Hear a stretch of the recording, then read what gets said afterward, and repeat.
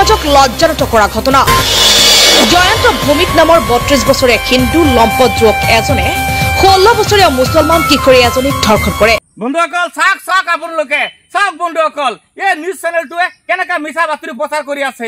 এয়া চাওক, এই চেনেলটোৱে অসমৰ ৰাইজক বিভ্ৰান্তি কৰিব চেষ্টা কৰি আছে। বন্ধুসকল আপোনালোকে এনেকুৱা নিউজ চেনেলৰ পৰা আপোনালোকে বিৰত থাকিব লাগে। সি চাওক একে দেখা দেখিকে চাওক বন্ধুসকল, অসমৰ ৰাইজক বিপদে আপোনালোকে আগলৈ গৈ পিনে এনেকুৱা নিউজ প্ৰচাৰ কৰাৰ আগত এশবাৰ ভাবি চিন্তি নিউজ প্ৰচাৰ কৰিব। এইখিনি কথা কোৱাৰ মোৰ এটাই উদ্দেশ্য আছে।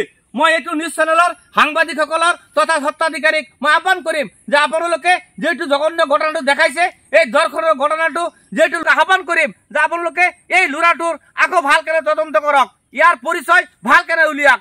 এইটো কোনো ভৌমিক, কোনো দাস, কোনো হাজৰিকা, কোনো আপোনাৰ হৈকা হ'বই নোৱাৰে। কাৰণ অসমত যিমান জঘন্য অপৰাধ হয়, ধৰ্ষণ কাণ্ড কওক, চুৰি কাণ্ড কওক, হত্যাকাৰী কওক, চবে আমাৰ মিয়া মনয়ে কৰে, আলী ইছলামে কৰে।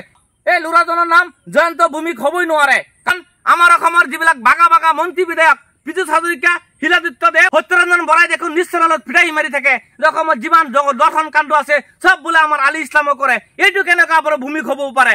সেইকাৰণে মোৰ সন্দেহ হৈছে আপোনালোকে ল'ৰাজনে ভালকে তদন্ত কৰক। এই ল'ৰাটোৰ পৰিচয় ভালকে আপোনালোকে তদন্ত কৰিব লাগে। এই ল'ৰাজন মোৰ ওপৰত সন্দেহ হৈছে যে ল'ৰাজন কোনো আলী ইছলাম হ'ব পাৰে, নহ'লে আপোনালোকৰ ভুল হৈছে। শিলাদিত্য, সত্যৰঞ্জন, কি হ'ল তহঁতে এটা মাইকীৰ মেখেলাৰ তলত পলাই আছ নি?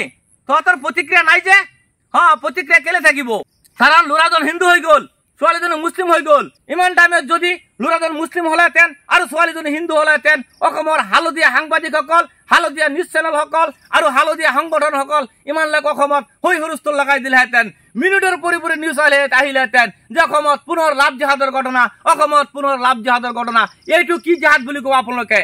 মই অসমৰ ৰাইজৰ পৰা প্ৰতিক্ৰিয়া বিচাৰিছো যে আপোনালোকে নিশ্চয় কমেণ্ট কৰি জনাব যে এইটো যিটো ঘটনা হৈছে, এজন হিন্দু ল'ৰাই এজনী মুছলিম ছোৱালীক, নাবালিক মুছলিম ছোৱালীক দৰ্শন কৰিছে, এইটো কি জিহাদ বুলি নাম দিব? আপোনালোকে প্ৰতিক্ৰিয়া দিবলৈ পাহৰি নাযাব বন্ধুসকল। আৰু নিউজ চেনেল ভাই বন্ধুসকল, মই এইখিনি কথা কোৱাৰ কাৰণে মই কোনো বেলেগ ফালত কোৱা নাই। কাৰণ অসমৰ মন্ত্ৰী বিধায়কে যে কয় অসমৰ 90%, 99% অপৰাধী মুছলমান, সেই উদ্দেশ্যে মই আপোনালোকে কথাখিনি কৈছো। এই বিষয়ে আপোনালোকে বেয়া পাব নালাগে। মই এইখিনি কথা কোৱাৰ এটাই উদ্দেশ্য আছিলে। কাৰণ মন্ত্ৰী বিধায়কে কৈ থাকে ধৰ্ষণকাৰী আছে, হত্যাকাৰী আছে, আপোনাৰ ৰেপিষ্টাৰ আছে, চব হেনো আলী ইছলাম।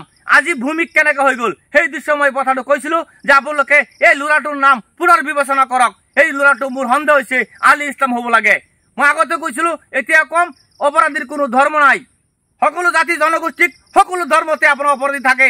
আৰু আমাৰ অসমৰ কিছুমান মন্ত্ৰী বিধায়কে আমাৰ এটা জাতি জনগোষ্ঠীক টাৰ্গেট কৰি পিনে কথা কয়। সেই উদ্দেশ্যে মই কথাখিনি কৈছিলো। ধন্যবাদ।